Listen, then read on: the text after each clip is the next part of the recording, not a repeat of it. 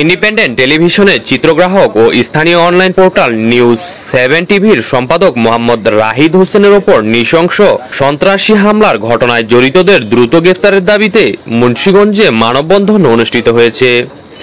আজ বুধবার বেলা 11টার দিকে মুন্সিগঞ্জ প্রেস ক্লাবের সামনে জেলায় কর্মরত সাংবাদিকবৃন্দের আয়োজনে এই মানববন্ধন অনুষ্ঠিত হয়। এতে বিভিন্ন প্রিন্ট, ইলেকট্রনিক ও অনলাইন মিডিয়ার সাংবাদিকরা অংশ নেন।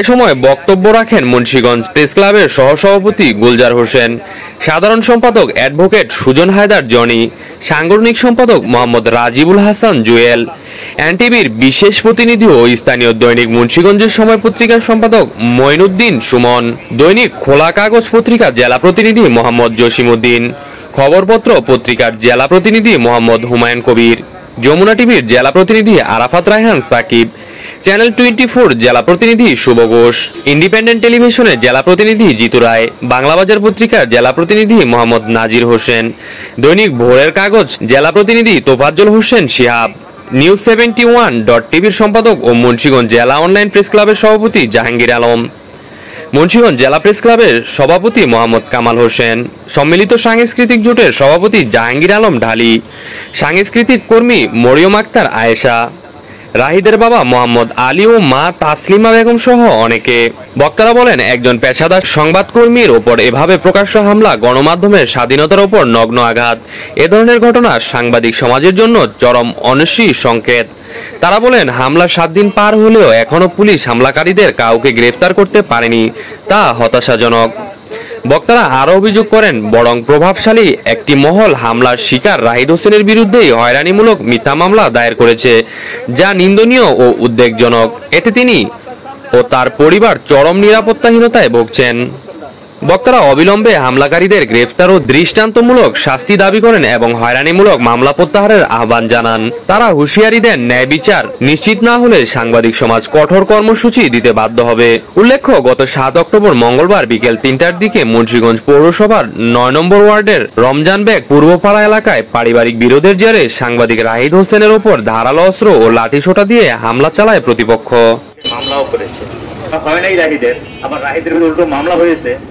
আমি আটক বা অন্য কিছু তদন্ত প্রতিবেদন দাখিল করেন, তাহলেই রাহিদের মামলাটা এস্টাবলিশ হবে এবং ওর বিরুদ্ধে যে গণমাধ্যম কর্মী যেহেতু রাহিদ, এই রাহিদের বিষয়টা বিশেষভাবে পশ্চিমবঙ্গ থেকে আমি অনুরোধ, আর রাহিদকে যারা মামলা মারধর করেছে তাদের মামলাটা কি তাদের বিরুদ্ধে প্রতিষ্ঠিত হয়ে যাবে।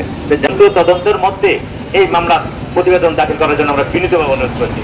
এবং যদিও ঘটেনি, তারপরেও একজন গণমাধ্যম কর্মী তার পারিবারিক সম্পদ নিরসনের কাজে লাগিয়ে তার উপর আমরা দেখেছি যে হামলার ঘটনা ঘটেছে এবং এই হামলার ঘটনার পর এই ঘটনায় উভয় পক্ষে আহত হয়েছে। তারাও কিন্তু মুন্সিগঞ্জ জেনারেল হাসপাতালে চিকিৎসা নিয়েছেন, কিন্তু আমরা দেখেছি। পাশাপাশি এখানে যারা এসেছেন তারা বলছেন সেই মামলায় স্পেসিফিক ঘটনার বর্ণনা তিনি তুলে ধরেছেন, কিন্তু এই ঘটনার উদ্দেশ্য পরিণতভাবে করা হয়েছে এবং ব্যক্তি স্বার্থ হাসিলের জন্য করতে পেরেছি।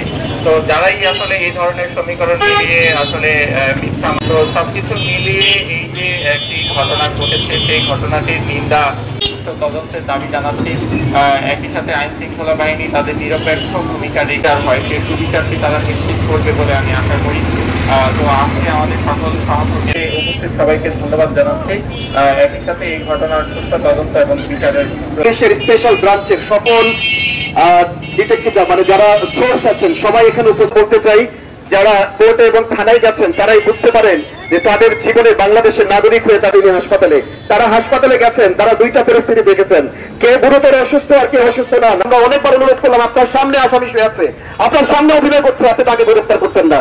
পরে বলছে যে ছেলেটি কাজ করছেন সংবাদকর্মী হিসেবে, তার সুনাম এই জেলায় সবাই জানেন, কখনো কোনো দুর্নীতি প্রমাণ তারা বলছে 7 দিন হয়ে যাওয়ার পরে গ্রেফতার করছে না, বলছে এটি তার পারিবারিক বিষয়।